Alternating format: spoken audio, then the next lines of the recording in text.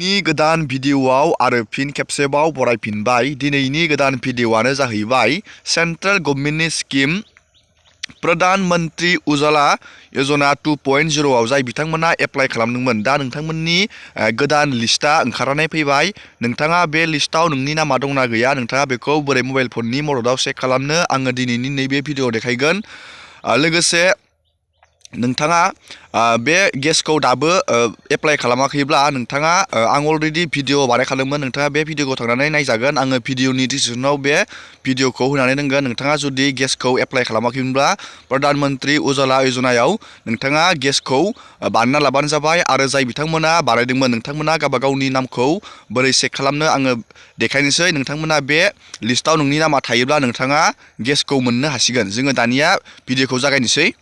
बेखौ नायनो थाखाय नोंथाङा गिबियावनो गुगोलाव थांनांगोन। नोंथाङा सार्च खालामनांगोन माइ एलपिजि। नोंथाङा बेखौ गुगोलाव सार्च खालामनांगोन। लोगोसे आङो बेखौ भिडिअनि डिसक्रिपसनाव होनांगोन। नोंथाङा बेयाव थुबाबो डाइरेक्ट पेजाव थांनो हागोन। दानिया नोंथाङा नैबेयाव नुनो मोन्दों माइ lpg.in home। नोंथाङा बेयाव थुनांगोन। जोङो दानिया बेयाव थुबाय। बेयाव थुनानै बेबायदि मोनसे पेज गेवगोन। नोंथाङा नैबेयाव नुनो मोन्दों नोंथाङा बबे गेस कम्पानिनि गेसखौ नोंथाङा एप्लाइ खालामदोंमोन। इन्डियान गेस दं, आरो बेयाव HP गेस दं, आरो भारत पेट्रलियाम गेस दं। नोंथाङा बबेखौ बानायदों बेयाव थुबानो जाबाय। आं नैबे HPआव आं थुबाय।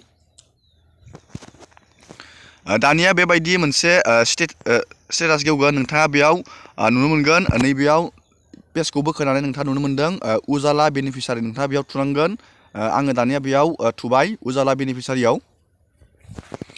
दानिया नोंथाङा नैबे केप्साखौ नोंथाङा नैबे बक्सआव बहायनांगोन। जोङो बे केप्साखौ बेयाव लिरनोसै।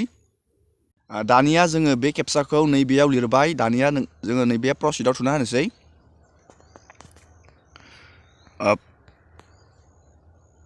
केप्साखौ जोङो प्रसिडआव थुनाय लोगो लोगोनो बेबायदि मोनसे पेज गेवगोन। नोंथाङा बेयाव नोंथांनि गिबियावनो स्टेटखौ सिलेक्ट खालामग्रोनांगोन। जोङो नैबेयाव सिलेक्टआव थुनांगोन। नोंथाङा नैबेयाव प्लिज सिलेक्ट ए स्टेट। नोंथाङा बेयाव थुनांगोन। जोङो बेयाव थुबाय। थुनानै बेयाव गासैबो स्टेटनि नामा थागोन। बेयाव जोङो बेयाव मोनसे स्टेटनि नामखौ जोङो बेयाव सिलेक्ट खालामगोन। जोङो नैबेयाव आसामखौ जोङो सिलेक्ट खालामनोसै। जोङो बेयाव आसामखौ सिलेक्ट खालामबाय।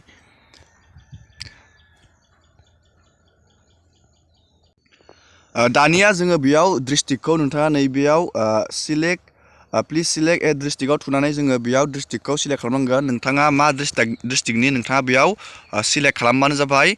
आङो बेयाव मोनसे डिस्ट्रिक्टखौ आङो बेयाव सिलेक्ट खालामनोसै। आङो बेयाव मोनसे डिस्ट्रिक्टखौ सिलेक्ट खालामबाय। दानिया जोङो नैबे सार्चआव थुनानै होनांगोन।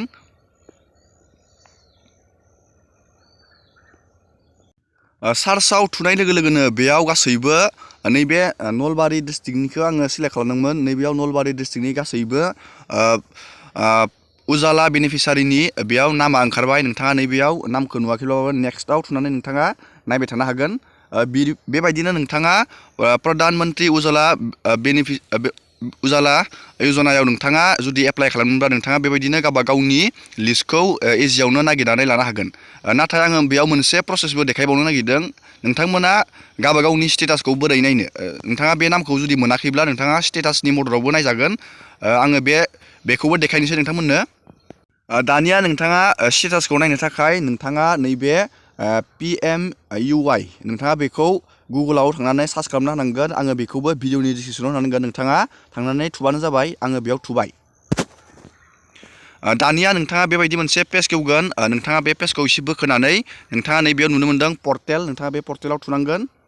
आरो नोंथाङा मा कानेक्सनखौ लादोंमोन नोंथाङा बेयाव सिलेक्ट खालामनांगोन। आङो नैबे HPखौ आङो बेयाव क्लिक खालामबाय। दानिया नोंथाङा नैबे चेक स्टेटासाव थांनानै नोंथाङा नायनो हागोन। नोंथाङा नैबे चेक स्टेटासाव थुनांगोन।